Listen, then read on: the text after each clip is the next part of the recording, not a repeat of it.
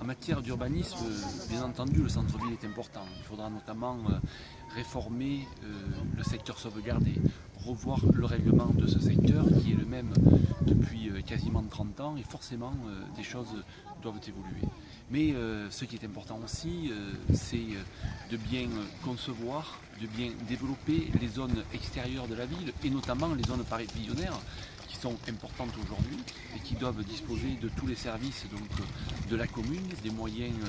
modernes de communication, tout ce qui est connexion internet, également de moyens de transport, mais aussi donc prévoir des développements de zones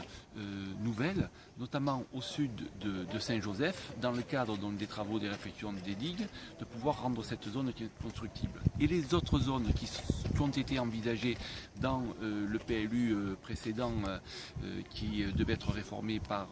la municipalité de M. Boisbousson. Donc ces zones-là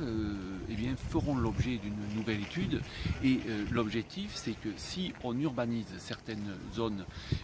pour permettre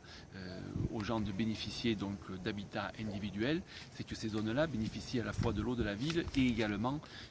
de tout le volet assainissement, tout simplement pour mieux préserver notre environnement naturel et la nature autour de ces nouvelles maisons. Et